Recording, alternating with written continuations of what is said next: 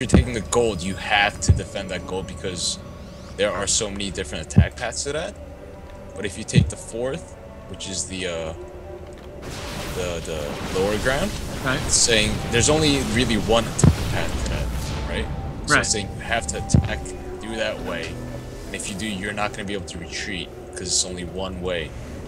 And what you're basically doing is giving up a little bit of mobility for some more extra minerals if you're taking that gold. So I'm not. Yeah, I guess I kind of like that move, taking the fourth there, so he can move around with his Stargate units. Well, he's going for some Phoenix right now. Again, a mobile unit with the Void Rays and the Phoenix. I don't know if maybe a Warp Prism Harass might be in order at the moment. Well, the problem with Warp Prism Harass is that it's not fleshed out at all. I don't know any Protoss player that actually uses Warp Prism as a main sort of part of their build, except maybe like somebody crazy like Kirikuk or something. White Raw. We have a big attack right now. Evil Penguin is retreating. His Observer does come in, so it can spot for the DTs. That's what he was waiting for. The Phoenixes are doing a pretty good job on the Colossus. Oh, definitely. Oh my god, it looks like he might actually win this battle. This is so crazy. He did win that battle. He's pushing up. He probably shouldn't push up right now. The probes are coming off the line. Oh, definitely not. Just take this advantage. I definitely did not think he was going to win that battle. And he does. Well, the DTs really paid off right there. Yeah, that's what I'm saying. I thought with the observers out, the DT should have pretty much insta-died considering their melee units. And an Evil Penguin he forced to cancel. Now he's pushing into these rocks. Again, probably should just retreat right now. Yeah, I really don't like this move. Because Dark Kobe just lost his third also. You should definitely not be pushing so aggressively into this position. Yeah, there's cannons up at that second at the natural position. Especially considering this position, it's like there's only two ways out, and they're both chokes. And your opponent has Colossus. Yeah, he just walked into. He's gonna lose this entire army on the flanks here. Yeah, if he's not prepared to completely crush Evil Penguin's army, he's going to be completely trapped. He's gonna lose everything. And considering he doesn't have, you can't build a 4 pylon in your opponent's natural, so you can't really reinforce. It's been tried before, but it usually doesn't work. That's what I'm saying. It's, oh my god, it's so Evil Penguin's units have been so cost efficient, like without a doubt. So now we're on 3 base versus 2 base. It's a gold base, so it's like 4 bases. 3.5. Let's call it 3.5. 3.5. And so things are not looking too good for Dark Kobe unless he produces some miracles with his DTs. No, he's still making Void Rays. Does he actually have any DTs or on the map? Well, he can always warp in some with his OP warp.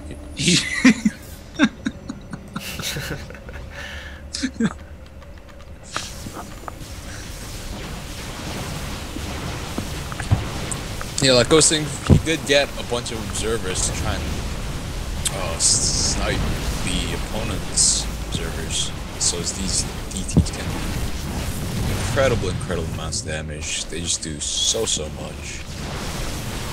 His observer is showing up, so it's gonna. Those DTs are not long for this world. Yeah. The DT. I kind of wish they would pick different colors instead of blue and light blue. So yeah, that is. Yeah, just to let you guys know, I'm in 2240. Okay. That syncs up perfectly with me. And it looks like he's gonna lose. Like, unless he can pick off that observer, which he does, and gets the DTs to just completely wipe out his army. But even then, he's still behind on bases. Yeah, I'm really surprised that Evil didn't try to take a 4th during that. Well, he tried before and it got denied. Well, now he actually is taking a 4th. On the side there. Left side, ooh. sneaky Protosses and your OP pylons, where it's like, oh, you're harassing? I'm gonna warp in 30 units here. They're all gonna have Storm. I'm just playing, but you know, yeah, it's definitely good that he's getting a fourth, and I would definitely like to see more upgrades, definitely from Evil Penguin, seeing the income that he has.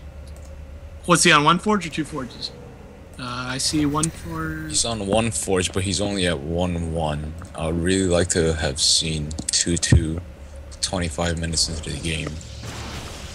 Like, Dark Kobe's already at 3-1. Yeah. Come on. That's... Getting outclassed a little bit there. Yeah. These DTs do like 60 damage per hit.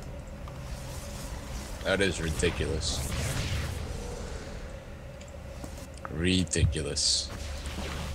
Yeah, but he really has no... I mean, Dark Kobe has really no avenue of attack here. I mean, the cannon's up everywhere. He just has no army. He invested into a really, really heavy harassment style. He's got no probes on his well, now he's sending some probes down to his third, but that's basically his only mining base right now. But he doesn't have an army. If you look at the army tab, his army is...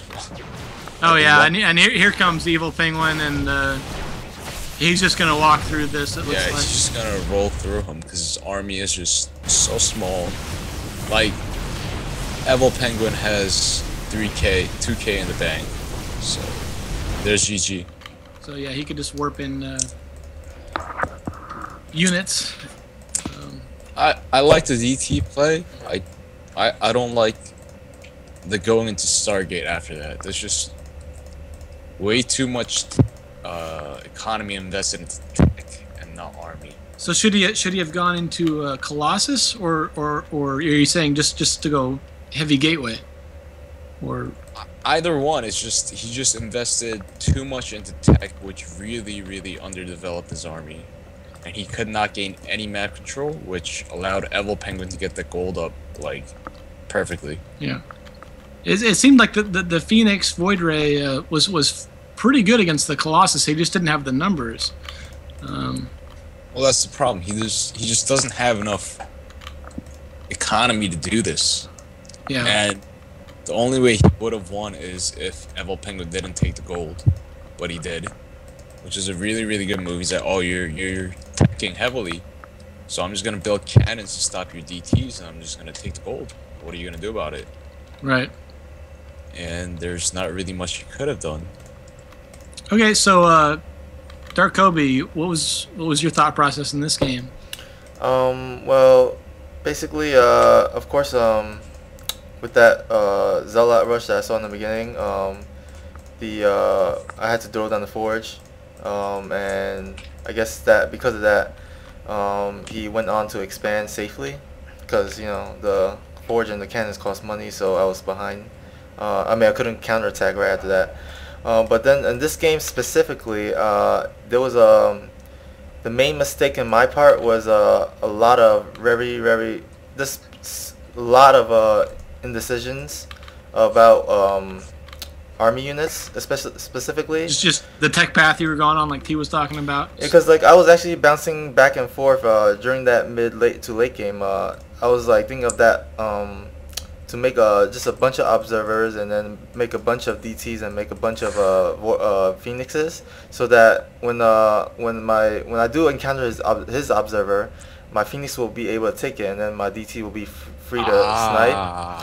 But then at the same time, during those battles, I mean not during those battles, but between that tech choice, I also was thinking about the Colossus in the back of my mind, so I kept switching from Observer, DTs, and Phoenix to Void Rays and Immortals, because Void Ray and Immortals to take care of the Colossus. So I kept bouncing back and forth between those tech choices, and I do agree with the T where when I did push into his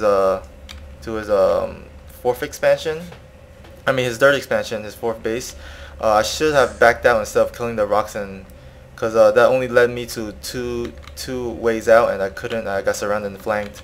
Yeah. But I think the main thing that caused me the loss of the game was my indecision, and also because the DTs became useless, and that invested a lot of resources and stuff. I could have or should have done some DT drops or something, but I do see that he has some cannons around his base, so I'm not sure how effective that will work. But yeah, basically, shouldn't as a player, you shouldn't make those indecisions. You gotta be decisive during those battles and stuff. So yeah, that cost me the game. So you're going for a Phoenix snipe. I don't think I've ever seen that before. Yeah, basically I wanted to go for a more creative build this game. I did play a standard game last game, so just trying to like expand on my variety of builds and gameplay. So Okay. yeah. All right. Anything else, anybody? No, I think Phoenix Observer Snipe is very, very interesting, to say the least. Yeah, it was. Yeah. Go ahead and say the most then. Basically, I've never even thought of it. Like, considering like you have the Citadel for Dark Templars, I think the Blink Stalker Snipe Observer would be much more common. I've never even thought that Phoenix's could snipe observers, which it obviously did because you won that crazy battle in the mid, which I thought you were definitely going to lose. Yeah, you came from behind to be basically ahead, I think. I don't know if he was ahead, but he definitely he was ahead in the put army. himself in a position to actually catch up, and if he didn't attack that fourth into that little choke and get himself surrounded completely trying to take his natural, I don't know how that game might have played out, but it's very, very interesting take on the observer snipe with DTs. Well, but the Phoenixes are also good against the Colossus, right?